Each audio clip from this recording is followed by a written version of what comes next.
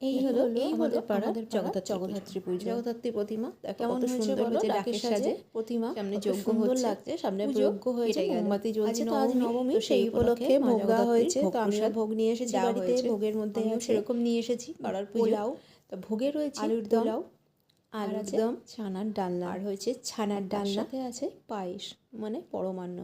দুজনের মতো ভোগ এনেছি, দুটো করে বাটিতে রয়েছে অমৃত, আর দুটো বাটিতে রয়েছে মানে খেয়ে পায়েস, যে পরিতৃপ্তি হয় সেটা বলে বোঝানো যায় না। এর যে সবাই জানে মানে অমৃত মাকে বলে, ভোগ দর্শন ও প্রসাদে যে এরা জানি।